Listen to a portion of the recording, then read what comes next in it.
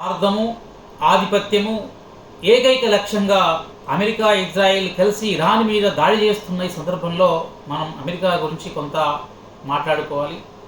ఎందుకంటే గత అనేక దశాబ్దాలుగా భారతదేశానికి రష్యా అనే దేశము చాలా రకాలుగా సహాయం చేసిన దేశము, ఎటువంటి షరతులు పెట్టకుండా సహకరించినటువంటి దేశము. ఈ సందర్భంలో అమెరికా చేస్తున్న కుట్రల వల్ల మన సార్వభౌమాధికారాన్ని కూడా పక్కబెట్టి మన దేశ ప్రధానమంత్రి కానీ లేకపోతే కేంద్ర ప్రభుత్వం కానీ సాగిలపడాల్సినటువంటి ఒక దుస్థితి దాపురించింది.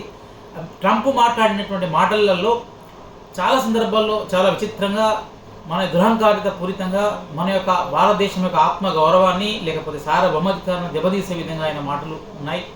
మరి ఏ విధంగా ఈ కేంద్ర ప్రభుత్వం కానీ ఎట్లా వీటిని సహిస్తుందో తెలియదు. కానీ ఆయన మాట్లాడుతూ మీరు కనుక రష్యా నుంచి ఆయిల్ కనుక దిగుమతి చేసుకున్నట్లయితే మీకు టారిఫ్లు వేస్తాం, అత్యధిక పన్నులు వేస్తాం, జాగ్రత్త అని చెప్పి హెచ్చరించి వాటిని ఆయిల్ నిలిపివేసే దిశగా మనల్ని కట్టడి చేసింది మనం చూసినాం ఇదివరకే.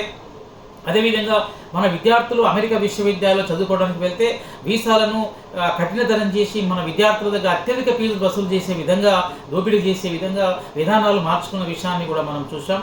పాకిస్తాన్తో జరిగినటువంటి యుద్ధ వాతావరణంలో పాకిస్తాన్ యొక్క యుద్ధాన్ని ఆ దేశ ప్రధానమంత్రితో మాట్లాడి ఆపింది నేనే అని చెప్పి నిస్సగ్గుగా ట్రంప్ అనేక సార్లు అంటే మన దేశ సార్వభౌమాధికార దేశంలో జోక్యం చేసుకుని మాట్లాడినట్టుగా మనం చాలా వార్తల్లో మనం చూసినాం.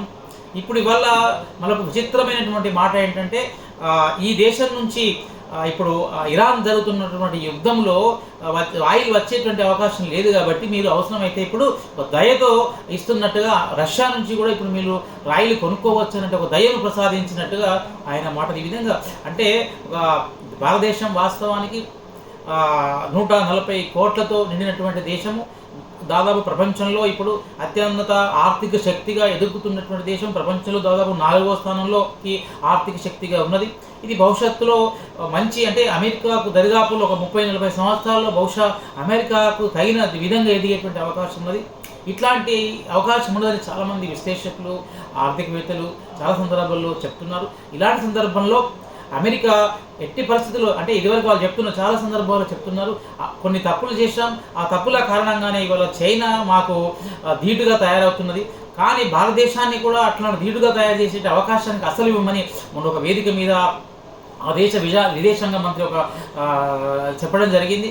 ఇట్లాంటి చెప్తూనే వాళ్ళు ఈ విధంగా చేస్తున్నారు. భారతదేశం యొక్క అభివృద్ధిని అడ్డుకునే విధంగా, కట్టడి చేసే విధంగా చేస్తున్నటువంటి చర్యలను, మన సార్వభౌమాధికారాన్ని, మన యొక్క ఆత్మగౌరవాన్ని భంగపరుస్తూ వాళ్ళు చేస్తున్నటువంటి విన్యాసం అన్నింటికీ కూడా మనము తలవంచాల్సిన స్థితి మరి భారతదేశ ప్రభుత్వానికి ఎందుకు వచ్చిందో తెలియదు. మన యొక్క మొన్నటి గురించి ఇంకొక సంఘటన గురించి చెప్పుకోవాలి. మన దేశం వైజాగ్లో వచ్చినటువంటి ఇరాన్ యొక్క నౌక శ్రీలంక దగ్గర ఉంటున్నప్పుడు వాళ్ళు అమెరికా వాళ్ళు, ఇజ్రాయెల్ వాళ్ళు కలిసి ఆ నౌకను పేల్చివేశారు. వాళ్ళు సైనిక విన్యాసాల కోసం భారతదేశానికి వచ్చారు. వాళ్ళు యుద్ధ విన్యాసాల కోసం, వాళ్ళు సైనిక విన్యాసాల కోసం వచ్చినటువంటి వాళ్ళు భారతదేశం యొక్క అతిథులుగా వచ్చి ఇక్కడ పాల్గొన్నారు. వాళ్ళు వెళ్తున్నటువంటి వాళ్ళని అమెరికా వాళ్ళు యుద్ధంతో సంబంధం లేకుండా వాళ్ళని చంపేశారు. అట్లాంటి చంపిన విషయంలో మన అతిథుల మీద చేసినటువంటి ఒక దుర్మార్గమైన పనిని ఇదివరకు కూడా మనము ఖండించలేకపోయినాం. ఇది దురదృష్టకరము.